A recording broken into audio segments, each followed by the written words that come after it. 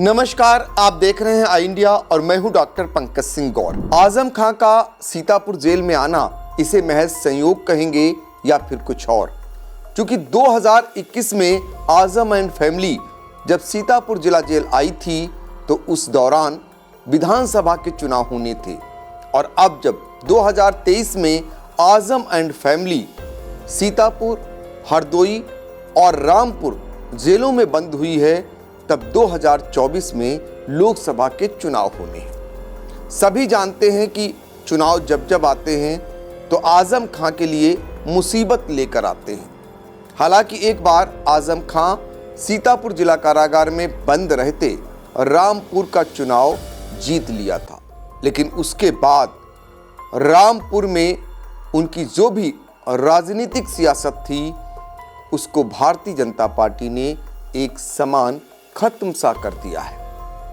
और आजम खां जब जेल से छूटकर बाहर गए और उनके बेटे अब्दुल्ला, तो उसके बाद वो फिलहाल उसी अंदाज में यानी सक्रिय राजनीति जैसा करने लगे। अब ऐसे में आजम खां छुट्टा भला कैसे रह सकते हैं? तो आजम खां पर कितने मामले हैं ये भी सब जानते हैं कि 1 सैकड़ा के करीब आजम खां एंड फैमिली पर मुकदमे दर्ज हैं। और ऐसे में आजम खां को जो सज़ा मिली है, जो उनके बेटे और उनकी पत्नी को 7 साल की सज़ा हुई है, उसके बाद आजम खां को सीतापुर जिला कारागार में और उनके बेटे अब्दुल्ला को हरदोई जेल में और उनकी पत्नी तंजीन फातिमा को रामपुर कारागार में रखा गया है।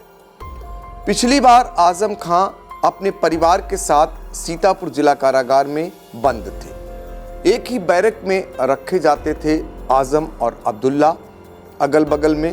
तो उस दौरान आजम खां की देखभाल भी उनके बेटे कर लिया करते थे, लेकिन इस बार आजम खां अकेले उच्च श्रेणी की बैरक में रखे गए, जहां पर उच्च श्रेणी की सुरक्षा है।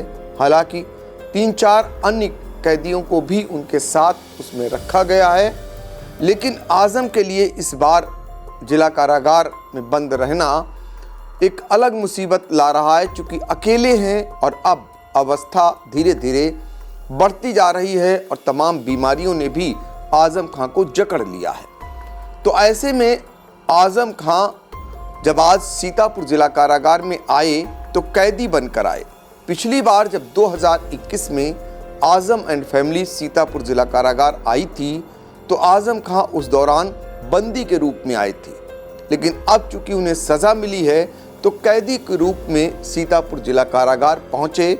सबकी नज़रें इस बात पर लगी हुई थी, खासकर मीडिया कर्मियों की, कि आजम खां को कौन सा नंबर अलॉट होता है, यानी कैदी नंबर कौन से बनते हैं आजम खां। लेकिन तभी पता चला एक अन्य जालसाजी मामले में आजम खां का वारंट भी आ गया, यानी आजम खां यहाँ पर बंदी भी हैं और यहाँ कैदी भी हैं। लिहाजा कैदी के रूप में उनको जो नंबर अलॉट होना था वो अलॉट नहीं हुआ। अब आजम खां की पेशी भी होनी है। अब वो पेशी वीडियो कॉन्फ्रेंसिंग के ज़रिए होगी या फिर जेल से उन्हें फिर बाहर ले जाया जाएगा। आज जब आजम खां रामपुर जिला कारागार से सीतापुर लाए जा रहे थे तो पहले उनके लिए वही वज्र वाहन आया, जिस पर उन्होंने पहले ही बैठने से मना कर दिया। फिर एसएचओ की गाड़ी आई, उसमें उन्हें बीच में बैठाया जाने लगा, तो उन्होंने कमर का दर्द बताकर वहाँ भी बैठने से मना कर दिया और एक तरफ यानी साइड में बैठकर ही वो आखिरकार सीतापुर जिला कारागार पहुँचे। तो आजम खां को लेकर जो आशंकाएं इस बात को बन गई हैं, इस बात की बन गई हैं कि आजम खां योगी मोदी सरकार के लिए कितना मुफीद है, ये किसी से छिपा नहीं है। ऐसे में आजम खां जेल में रहते हैं तो इसका सीधा फायदा कहीं न कहीं भारतीय जनता पार्टी को मिलता है। भारतीय जनता पार्टी अपनी चुनावी सभाओं में भी आजम खां को लेकर निशाना साधती है और उसको लेकर एक माहौल बनाने का अपने पक्ष में काम करती है।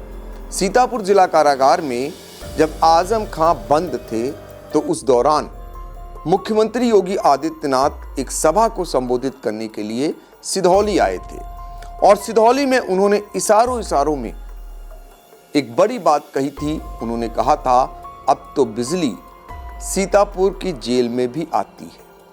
यानी उनको जेल की चिंता सिधौली से हो रही थी, उस सभा से हो रही थी, क्योंकि उस समय आजम खां सीतापुर जिला कारागार में बंद थे। तो ऐसे हालातों में आजम खां को लेकर अब सबकी निगाहें इस बात पर लगी हुई हैं, क्या इस बार के जो 2024 में लोकसभा के चुनाव होंगे उसमें आजम खां अपने अंदाज में सभाओं को संबोधित करेंगे या नहीं करेंगे, क्योंकि उनका जेल से बाहर आना नामुमकिन सा लग रहा है। फिलहाल ये प्रक्रिया न्यायिक प्रक्रिया है, कोर्ट की प्रक्रिया है कि उन्हें कब जमानत मिलती है। लेकिन इतना ज़रूर है, इस मामले में अगर उन्हें जमानत मिल जाती है तो दूसरा मामला भी उनके सामने खड़ा है। तो ऐसे तमाम मामले हैं जिसमें आजम खां के मामले में फैसला आना है, कहीं गवाहियां चल रही हैं। तो कुल मिलाकर आजम खां इस बार लोकसभा चुनाव में बाहर आ पाते हैं जेल से या नहीं, उनका परिवार बाहर आ पाता है या नहीं, इस पर भी सबकी निगाहें लगी हुई हैं। लेकिन इस बार आजम खां को सीतापुर जिला कारागार, उनके बेटे अब्दुल्ला को हरदोई जिला कारागार और उनकी पत्नी तंजीन फातिमा को रामपुर कारागार में रखा गया है। अलग अलग तीनों को अलग अलग जगहों पर रखा गया है। पहले दिन फिलहाल कोई भी उनसे मिलने के लिए आज नहीं पहुंचा। ये माना जा रहा था कि आजम खां को जिस तरीके से सुबह यानी भोर में ही रामपुर से सीतापुर लाया गया है, इसकी खबर समाजवादी पार्टी के नेताओं को हो गई है। तो लिहाजा कोई न कोई समाजवादी पार्टी का बड़ा नेता उनसे मिलने के लिए पहुंचेगा। पूर्व में ऐसा होता आया है। पहले जब सीतापुर जिला कारागार में आजम खां लाए गए थे तो उस दौरान समाजवादी पार्टी के राष्ट्रीय अध्यक्ष अखिलेश यादव से लेकर और शिवपाल यादव से लेकर तमाम बड़े नेता उनसे मिलने के लिए जिला कारागार आते जाते रहते थे। यही नहीं, स्थानीय तमाम ऐसे नेता हैं समाजवादी पार्टी के, वह भी उनसे मिलने के लिए सीतापुर जिला कारागार जाते आते रहते थे। लेकिन इस बार ऐसा कुछ भी नहीं देखने को मिल रहा है। अब देखना होगा कि आने वाले दिनों में समाजवादी पार्टी के नेता आजम खां से मिलने पहुंचते हैं या नहीं। फिलहाल कांग्रेस आजम खां को लेकर जरूर इस बार फिक्रमंद दिखाई दे रही है। कांग्रेस के नेता आजम खां के मामले को लेकर भी सरकार पर निशाना ज़्यादा साध रहे हैं। हालांकि अखिलेश यादव ने आजम खां के मामले को लेकर सबसे पहले बड़ा बयान जारी किया था। उन्होंने कहा था आजम खां को इसलिए ये सब यातनाएं दी जा रही हैं क्योंकि आजम खां मुस्लिम है। तो उन्होंने सीधे तौर पर मुस्लिम कार्ड खेल दिया था। तो ऐसे में अब सबकी निगाहें इस बात पर लगी हुई हैं कि आजम खां इस बार आखिर सीतापुर जिला कारागार में कितने दिनों तक रहते हैं, क्योंकि पिछली बार सभी जानते हैं कि आजम खां 1 साल 4 माह 22 दिन तक सीतापुर जिला कारागार में रहे थे। और इस बार कितने दिनों तक रहते हैं, लोकसभा चुनाव जेल में रहते ही होगा या जेल से वो तब तक बाहर आ जाते हैं, और इसको लेकर राजनीतिक गलियारों में चर्चाएं तेज हो गई हैं। फिलहाल आई इंडिया की इस पर नज़र रहेगी। आजम खां से जुड़ी हुई हर एक अपडेट सबसे पहले सबसे विश्वसनीय तरीके से आई इंडिया आपको पहुंचाता रहेगा। और हाँ, हमें कमेंट के ज़रिए ज़रूर बताइए कि हमारी ये रिपोर्ट कैसी लगी।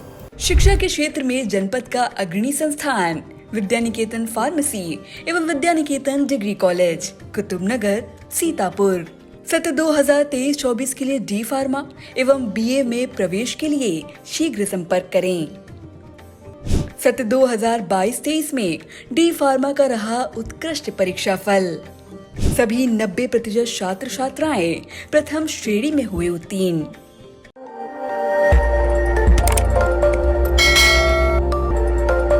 खबर आपकी, नजर हमारी।